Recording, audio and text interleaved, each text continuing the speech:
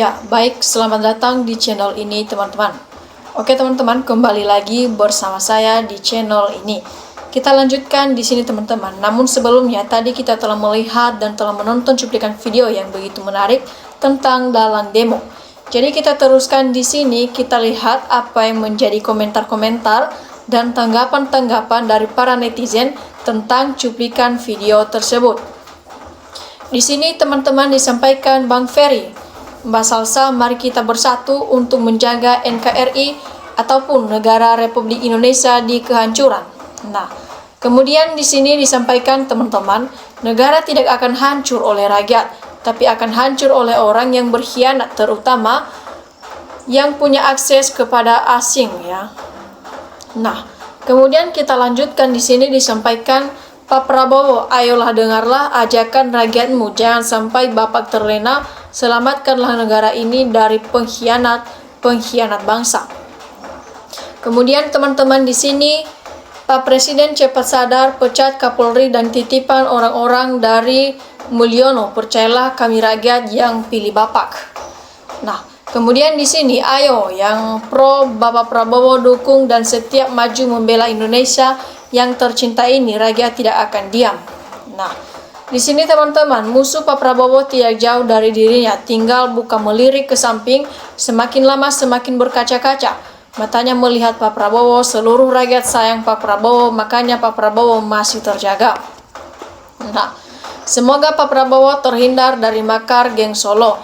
Jadi disampaikan lagi di sini teman-teman semua, wah sangat luar biasa, abang ini cerdas dan pintar sekali. Setuju, lanjutkan Bang Ferry untuk membela keadilan dan kebenaran demi majunya NKRI kita ini. Nah, kemudian disampaikan di sini, demo itu adalah utarakan aspirasi rakyat, tapi kenapa usulan malah pada diam para pejabatnya kemana? Nah, yang penting tuntutan perampasan aset koruptor disita. Kemudian teman-teman di sini, rakyat harus fokus agar RUU perampasan aset koruptor harus diusahakan ya.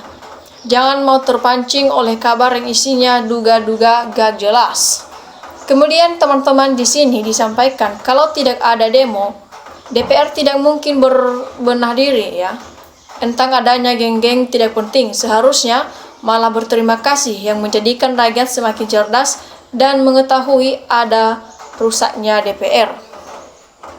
Kemudian teman-teman di sini dalam demo ketua partai DPR dan pejabat negara, yang jelas undang-undang anti korupsi harus disahkan oleh DPR. Jadi sudah jelas dalam kerusuhan adalah orang yang duduk di kursi Senayan atau kata-katanya atau karenanya pejabat negara, bukan rakyat. Kemudian kedaulatan negara berada di tangan rakyat ya. Mandat rakyat harus disahkan. 1. Hukum mati koruptor dan perampasan aset koruptor.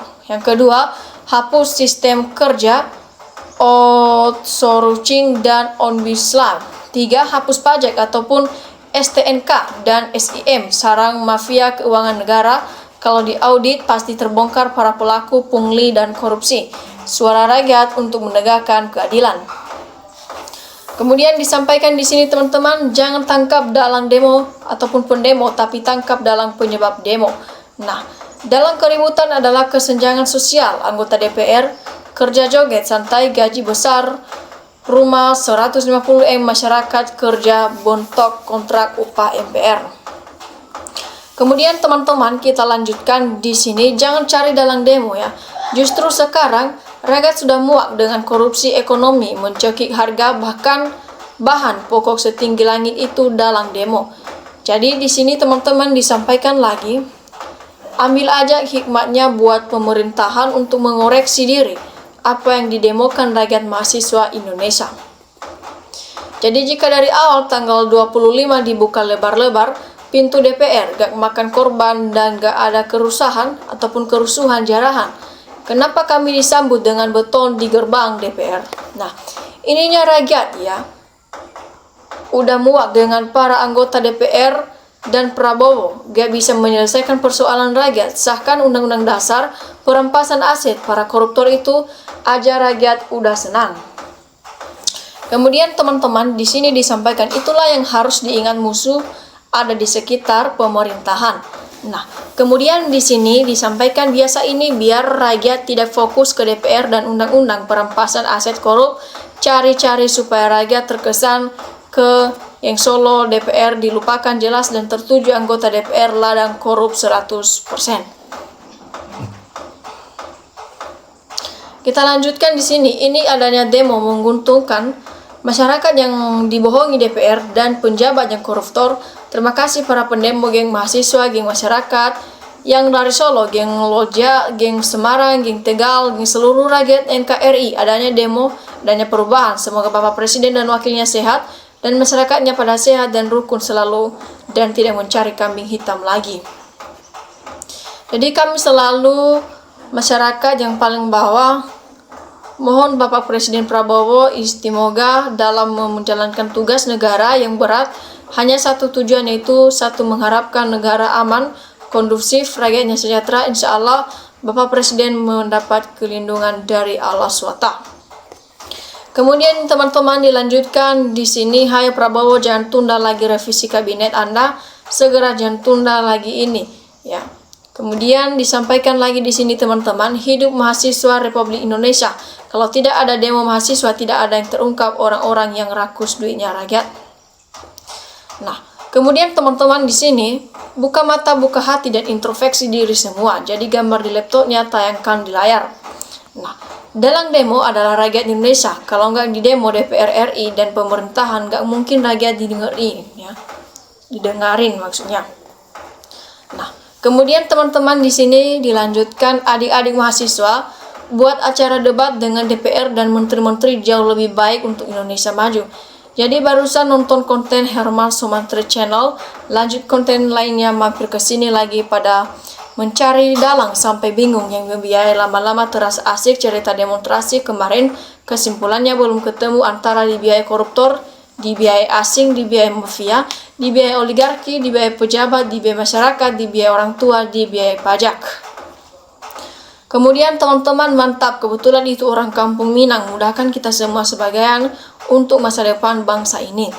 Kemudian teman-teman, fitnah-fitnah di Indonesia sudah luar biasa brutal. Yang benar dianggap bohong dan yang tidak jelas bohong dianggap benar. Mau jadi apa negara kita ini ke depan? Kemudian teman-teman di sini, kalau koruptor atau korupsi atau masalah lain yang meragukan negara, kalau legislatif dan eksekutif melindunginya, kalau tidak diproses turun aja rakyat diadilinya, biar negara tahu betapa besarnya di tangan rakyat. Kemudian teman-teman di sini, undang-undang perampasan aset hanya akan bikin korupsi baru. Harusnya undang-undang hukuman mati bagi koruptor biar tidak ada lagi korupsi di negeri ini. Apalagi ada politik dinasti, pasti rawan korupsi. Nah, kemudian teman-teman di sini kita semua harus mendengarkan himbauan Pak Prabowo agar semua pihak bisa menahan diri. Pesan ini bukan hanya ditunjukkan kepada masyarakat tapi juga untuk para keamanan. Oke teman-teman, demikian saja cuplikan video kali ini. Terima kasih telah menontonnya dan sampai jumpa di video berikutnya.